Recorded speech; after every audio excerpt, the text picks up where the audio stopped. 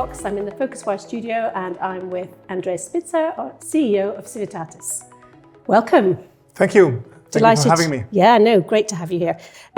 So you were appointed CEO about 6 months ago, if my records are correct. So just tell me about the first 6 months, what you personally feel that you've achieved, what your successes have been, and anything that you think, okay, maybe that could have worked out differently. Yeah, 6 months now. I started officially in January 1st. I joined Civitatis a couple of months back, earlier, in February the previous year. Started driving product and tech, and then evolved as CEO. But it's been a fun travel. We are in the travel industry, so it's been a fun journey for myself. Very, honored to be going after Alberto, the founder, which is left a very, deep imprint in the company and trying to make sure that we can follow the culture, but at the same time drive the company through this transformation. Yes. There's a lot of transformation. I think this is definitely one of the years where transformation is accelerating. Right? These are crazy times. Different fronts, and we have AI discovery, we have AI in the company, we have the macro context where it's challenging always, right? So first months have been a lot about making sure that we are having the right evolution within the company to grow on the current context. It means a ton of things, right? So happy to go deep in any of those, but there's definitely been 6 months of very busy Has time. anything kind of surprised you in those first 6 months? It's been, I think I started some months earlier, so I knew the company from within. So this was already, A known. learning curve. It's been surprising how much influence, and I'm coming from different industries, right? So the understanding on how the macro trends affect completely, and all of the things that you need to change in how you operate and how you adapt. We started the year with a nice war, and then all of our teams needed to all of a sudden be very good, not on capturing demand, but reallocating demand, right? So all of these forces that are pushing the business, the day-to-day, how we operate, coming from outside, it's been pretty new for me. Yeah, and of course, travel is impacted by absolutely everything. So you have to be kind of flexible and on your toes. What do you think? You've just been talking about the macro elements. You mentioned the war there, obviously AI. What do you think? Would you say is the greatest challenge facing the industry right now?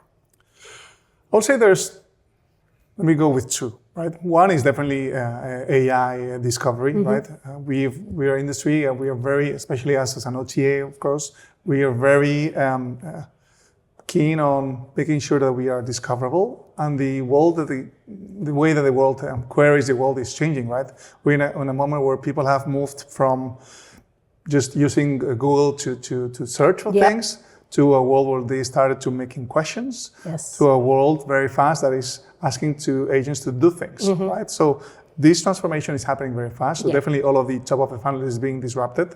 So this is definitely something that we need to make sure we continue to run the wave. At the same time, I think the second challenge is about trust, right? I think when I reflect on what is important now, what is important to make sure that that Civitatis stay relevant, and we are going to continue helping customers to find the right experiences when they want to travel. So I think it all lies into trust, and that's why I think we are well positioned, because it's a challenge for everybody. I think having a strong brand where people can rely on your offerings, and you have a catalog, you have a good service, I think is going to be one of the key things on brand. Knowing that the content is going to be correct, that the experiences are going to be operated correctly, that there's a trust which is not because we say so, it's because we have millions and millions of travelers that give human feedback, right? And as you know, we recently launched a campaign on traveling is human, because we think that traveling is definitely one of the most human things that you can do, and making sure that we are able to give signals that are human proven, right? And there's people that have done the experience that you're willing to do, can have the right recommendations, is going to be one part of the trust. Second part of the trust is, again, on our brand, as we've been 18 years now. This year we're going to be adults, So it's fun. But it means that we've been building a brand for almost 2 decades, right? So we have a good brand in Europe, good brand in Latin America, where we are growing a lot. And that brand at the end gives credibility to humans and agents alike. And the third is the technical trust, right? We being a marketplace and we're a tech company, right? And we're putting a lot of care on making sure that our content is well structured, is going to be consumed for. So we're ready for the 3 types of webs that we have. Yeah. We have the old web where humans are searching, now where humans are asking questions to LLMs, and the third that is coming eventually, we'll see, one is the agentic, right? So when agents are going to be running transactions, we need to be technically ready to do that and do it, I would say, on a complex granular space, which is activities, which is way less mature in terms of technology when you compare it with flights and hotels. So there's a lot of things to improve. And I think we are just leading the pack there. Now, you talk up the importance of brand a lot when it comes to trust. How concerned are you that brand could be eroded by the LLMs? I don't think it can be eroded because at the end, I think it's going to be one of the signals LLM use, definitely. I think we see that PR and how relevant your brand is one of the signals that they're using to decide how much they're going to be citing your content. So I don't think it's going to be eroded. I think there's a risk for brands that don't have a very strong diligence on making sure that the content they create is human. So listen, the way I see it is that we can come to an era of very rich, forgive me to say like this, mediocrity, right? Where there's a lot of content which is AI generated. We all have access to the same tools. So at the end, you have this photocopy effect, which is what happening with LLMs now, that you start creating AI content on models that are trained on top of AI content, and this becomes an more echo blurry. chamber. An echo chamber. So the fact that you can have a content which is created by people. It doesn't mean that it's not AI assisted. What we don't believe is an AI delegated, right? Okay. So it can be enhanced, of course. We are going to be transforming how we work. We have actually suffering a big transformation ourselves, but making sure that you can connect your brand, this content is trusted, is human generated, is human vetted. I think it's not going to erode the brand, as you say. I think it's actually going to make it stronger because it's going to be my bet here, one of the key signals that LLMs are going to be using. AI impact on Civitatis, and where is it really making a difference? Or projecting forward a little, where do you think it's really going to make a difference?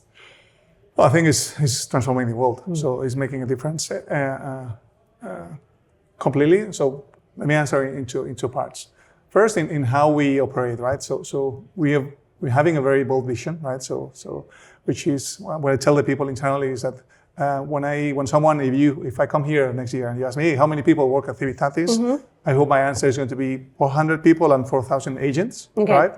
So we are actually redesigning our organization to make sure that we're putting AI across people to give them superpowers, right? To enhance processes, and not only to enhance processes. In many instances, it's going to be completely rewriting the process, right? So first we did understanding, okay, where can we add AI to automate a task? Now, because AI exists, we're thinking, okay, this is the workflow where we have human agent. How can we reinvent the workflow? If we were an AI-first company that was being born today, right? How would you be set up? Right? Yeah. So that's something we are transforming. So this is the internal transformation, which the way I like to explain is not a tech transformation. Is it cultural? It's very cultural and it's going to be the DNA of the next operating software, I would say, from the company, right? The way we work. It's completely transforming that, and it's a big cultural shift. And the second part is, of course, how we use AI to improve our products, improve our offerings, improve our experiences, right? And this is where, again, we are slowly embedding it in different places, but being very careful, again, not to AI delegate, to AI enhance, right? We are not being the first ones on, hey, here's the fancy chatbot, which is giving you kind of okay experience, right? we are being very, very cautious and not to do that from the beginning, because we want to make sure that really when we add AI, it's not because it's a gimmick and we have the AI chatbot with a nice name, which gives you PR, which is easy today, but it's not actually adding value to the buyer, right? Yeah, there has to be some substance behind it. There's something. We are really rethinking how we work from the back. We've rebuilt our app from the ground up, and we are not even yet deployed most of the AI features we want to, because we want to do it when we think it's right, and when we think it's going to be having the right value-adding experience. Until it's there, we are, again, not doing it. But we really think it's going to transform how you plan, is going to transform how you share those plannings, is going to transform how you prepare for a trip. But at the end, the key part for us, right, is our motto is perfect memories. So we want to make sure that at the end, when you go to whatever city, if you go to Machu Picchu, there's someone who is going to be explaining you what happened there, how was living like, and that human part for us is the important one, right? One that someone goes to a destination because they want to experience things, and I often say that we are in the memory business, not in the tourism, because we sell memories, right? We want people to go places and do things that they remember, don't forget forever. So, and that is very human, right? So make sure that technology helps you get to that point where that human connection is important part, and it's almost transparent on the previous part is what we're trying to do. Yeah. Interesting. I'm interested to know about your experience at Amazon and how that helps you at Civitatis. Well, everybody tells me when coming from Amazon, everybody tells me for sure you're operational, let's say, coming from perfect deliveries. And now, I see the connection. I say perfect memories, but I would say that the Amazon learning, I think is the bigger one, is walking backward from the customer, right? Which is something that Civitatis has always done, by the way. It's not something that I've brought in. It was already part of the culture. But making sure that you walk backwards from the customer and really understand what problem you're solving, what experience are you enhancing. And again, when we talk customers at Civitatis, we have many types of customers, because yes, we serve travelers, final people that are going to destination. We serve operators. We connect many operators that are very tiny, very small, very fragmented, that don't even have in many cases, even a computer, and they don't have tech. And we help them sell their offerings in the platform. Yeah. You have because you're marketplace-based, aren't you? We're marketplace. Yeah. We are different from the other marketplaces because we are a curated marketplace. Means that we don't publish everything we get. We actually reject 70-80% of the offerings we get. We are very strong on how we do curation. I know many OTAs and many marketplaces say they do curation. We actually are pretty hard about it, because there's no way of having a good catalog, a quality catalog, if anyone can go in without supervision, right? Yeah. So again, we're very strong about that. But the Amazon discipline, the walking backwards from the customer, I think is what I bring more, and also how you use culture as a tool to make sure that, I think Amazon is probably one of the biggest learnings I got from there. Amazon infamous leadership principles that at the end are culture principles that you use every day as tools and help the company operate in a certain way, right? It doesn't mean that I'm taking Amazon leadership principles. We have our principles, but how you are able to use these cultural things, these rules as tools in a way that can help steer the company in a specific way and steer the culture in a way that is going to be staying, even though you go far from HQ, which is something interesting, I think is a good learning. And before Amazon, I've been most of my life an entrepreneur, right? So probably so you've got some nice balance between big company and entrepreneurial. Let's talk a little bit about growth, because I think it was 2 years ago that Civitatis did a partnership with Rappi in Latin America, and you've just announced this Despegar partnership. So I mean, you're clearly looking to supercharge your growth in Latin America. So just talk us through that. Yeah, we're very happy. Yeah, we started our journey in Latin America very organic. Honestly, it wasn't the company. When they explained me how we started, it was very fun to see that we had travel agents in Latin America phoning us, contacting us because they wanted to buy a product. because they were having customers that were asking for a Civitatis product, right? Because there's a very deep cultural connection in our offering and the Latin American customers. There's a very good match, right? At the end, we try to make sure that people can travel through the world without language barriers. As you know, we focus mainly on Spanish and Portuguese-speaking markets. So it was a very natural move. And yes, growing through partnerships is being always part of the strategy, right? Especially when we landed in Latin America, where we had already launched some time back our B2B market, right? And before, at the beginning, we were only B2C. So when we went to LATAM, we was already B2B, B2C. So building these partnerships is oftentimes take a long time, and there's new journeys, new ways to understand how can we enhance experiences for those other players. It's been a part of the plan. And Despegar is something we've been working for months now, understanding, okay, how can we not only connect, but make sure that we can sell, share experiences, share offerings for trips correctly on the Despegar platform, because for Despegar experiences, it's been until now a more, I would say, secondary business, right? And now they're willing to grow it, and happy that they have chosen us as the partners to do this. But we have also other partnerships, right? With many other B2B2Cs, like Livelo in Brazil, which we are very happy with, or Smiles in Argentina, or Smiles that we hope to continue to build in Brazil as well. So that B2B partnerships and making sure that we are able to make the industry and the experiences industry a little bit more mature through the distribution channels is something we are very keen on. Okay, let's finish with a fun one. If you could invite anyone to a dinner party, one person from inside the industry and one person from outside the industry, so people that you admire, who would you pick and why? From inside the industry, I always have a lot of fun with a rival, Fox, right? Yeah, they're good people. They're good people. It's always interesting. From its external, that's a good question.